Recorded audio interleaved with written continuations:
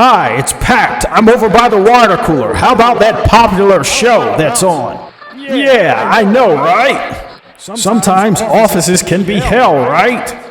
Yeah, how about Mondays? Nobody likes those. Sports. I don't also like those political people that you don't like. Tonight's story is about weird things that happened in the office. Or weirder than usual, I guess. The name of the story is Big Wigs by Montsho Shelby.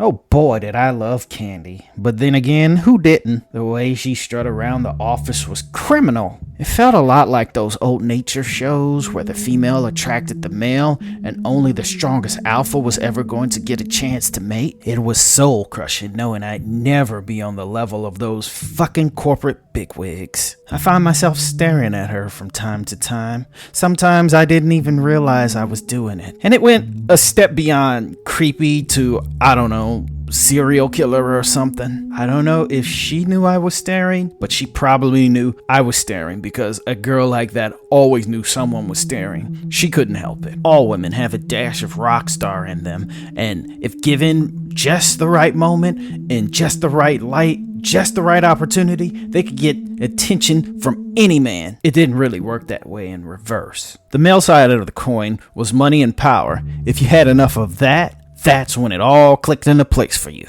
I was scoping Candace out today, and of course Darian was hovering over by her like a fly to shit. No, take that back. Bad analogy, because if that's the case, Candy was shit in the... even my inner monologue was fucked up. I'm a writer. I shouldn't be flubbing metaphors. Technically, I'm an ad man for Hallmark cards and impotency pills. I suppose it was two things that synergized each other. When you have a limp noodle, you probably need a car to apologize for it. Oh yeah, Darren, that dickhead, is on the cusp of being a corporate bigwig, so I guess that was what was giving him all this big dick energy. I'd fucking lose my shit if he had a big schlong on top of everything. Why am I fantasizing about some guy's dick? Creepy. Candace and him were jaw-jacking over by the water cooler. I couldn't make out what they were talking about, but I fantasized about it so hard I must have phased out. I got a jarring reality check when Candace was talking to me.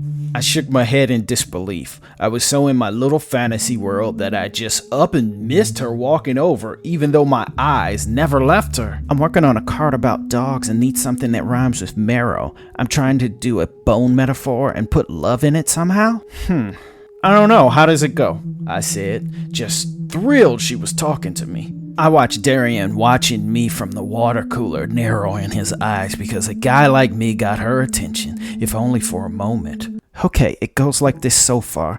I love, your bone is gift, the marrow my center, and you my heart, I said, finishing it off. Oh, that works. Can I use that? She said politely. Yeah, of course. We're all on the same team, right? She smiled and it brightened up the room. If I get stuck, could I come to you again? She asked. Yeah, sure, I said. But what else was I going to say? No. She could have asked to hit me with her car a few times and I would have said, yeah, sure, like a rube. She fluttered away, off to her little piece of the office, and before I had time to contemplate my good luck, here comes Darian like the single gray storm cloud that hung over one man's head. Hey there, Tiger, did you manage to help Candace out? He said as if he were hoping that I couldn't. Yeah, I threw her a line that might work. You're pretty good at helping, huh? Maybe you could punch up a few lines for some of the weaker premises we have.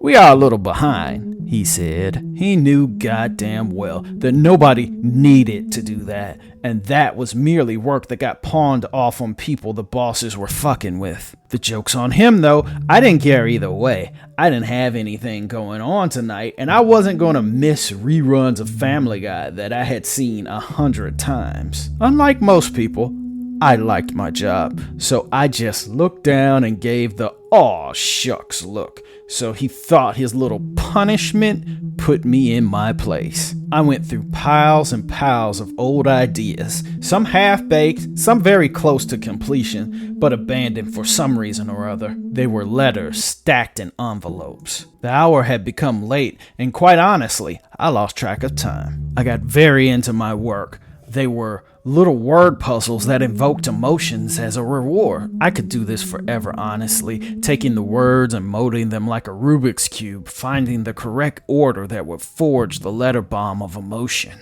I was in the dead letter room. When I started, the windows produced enough natural light to keep me working, but it was well into the night, and I hadn't felt like turning on the light proper, so I worked with a little lamp by my side. I heard movement in the other room, and that's when it prompted me to look at my phone to discover it was well past midnight. I walked over to the light to turn it on, but heard the distinct sound of boinking, so I didn't. I didn't want to catch them in the act, or watch like a pervert. I would have been completely content with just slipping by unnoticed. No harm, no foul. I opened the door a crack and stayed low. I could make out Darian with his secretary, Melinda. Though she was hot, and if it were under different circumstances, I may want to take a peek. I wasn't that level of freak to watch them from out of sight. I just slowly made my way to the door. Ew, the lunchroom table. I eat sandwiches on that table, you nasty bastards. I shook my head and pushed away that unsanitary shit, then moved to twist the door. As I was about to leave, the door pushed open. I slipped back into a cubicle. I saw it was the corporate bigwigs, Dan Hauser, Raoul Meltzer, Norris Renly, and Flat-Off Ersky. I was absolutely praying they weren't about to whip their dicks out and join in, because it was a secret I truly didn't wish to keep. They were relatively silent for it to be four of them, but Darian was pretty busy, so he had a good reason for not seeing them. I knew that they usually had an office upstairs, but I didn't think they'd have a reason to be here at this time of night. I wasn't sure if I could make it to the door now that there were so many people in the room, but either way it went, I was now actually beginning to be curious, and the voyeur in me was finally awoken. The corporate bigwigs all sort of spoke quickly, and their sentences ran into each other's like they were so busy and so coordinated they didn't have time to waste. A secretary? How cliche. You've been pushing to get on the board, too, and you want a scandal like this hovering over you? It's not like you can't get a little action. Hell, get as much as you want, just not at the office. Things like this show low character. Bad form, bad form, bad form. They all said like a syncopated rhythm, hovering over them both like a tribunal. The entire time I was hiding, I said to myself, was it too much to ask to let him put his dick up? Darian zipped up. I groaned. It was pretty big. Fucking asshole. I'm sorry, Mr. Hauser, Mr. Meltzer, Mr. Renly, Mr. Ersky. How could I make it up to you? The four corporate bigwigs looked to each other silently, as if they were making internal calculations that only they could understand. We think we could salvage you. You could have a very bright future in this office, but this is completely unacceptable. You'll never be able to be amongst us with such poor self-control. And your numbers are down. That's the worst part. That's the part that's unforgivable. Okay. I can get the numbers up. I will not let you down. Just give me a chance. We really need to incentivize you, Darian, or you may not understand how serious we take the numbers. Darian was about to speak again, but as he did, I heard an inhuman growling coming from their direction.